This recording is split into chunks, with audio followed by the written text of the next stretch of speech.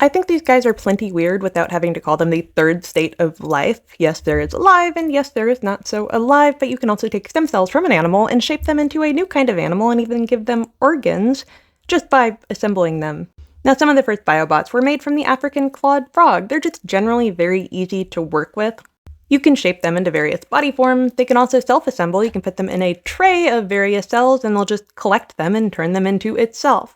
Now, these guys decided to give them a brain. Yes, it is in fact a frog brain. When they have that, they display much more complex behaviors, and yes, they can respond to things like sound.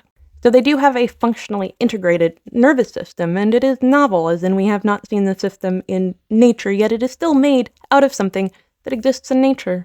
There's our little frog guys, and I would call them an animal because they display different kinds of tissue, they can reproduce, they have metabolism, they move, so they qualify, but they're not really a natural animal. They wouldn't exist if we didn't make them.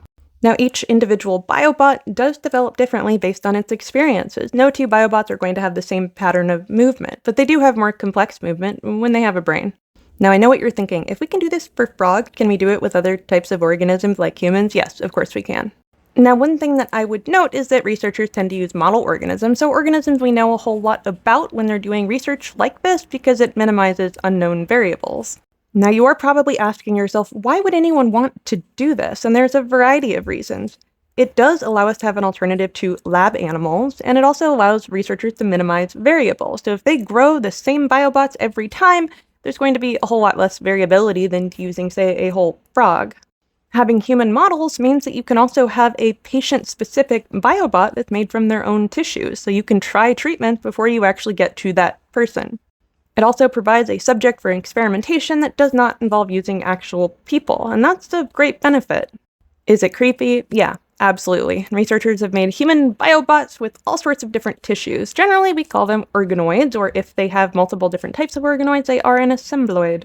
These biobots were made using trachea cells, which are naturally ciliated, so they have a method of moving.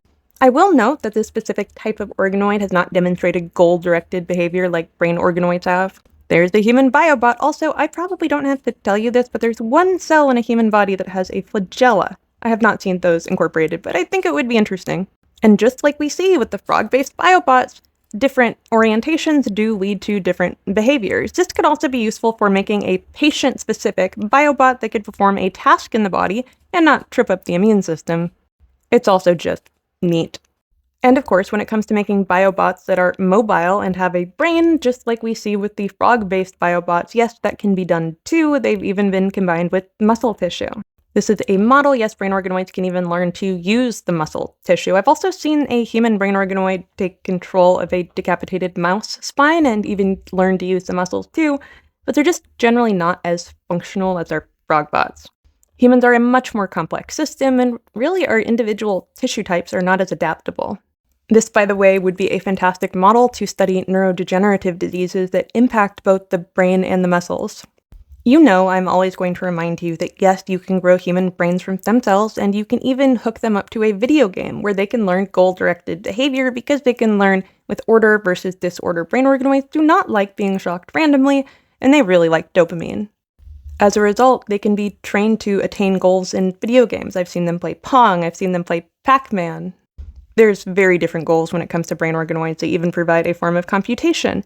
But I don't really think they're going to be the winner because we can have much more efficient neuromorphic systems that you don't have to feed glucose.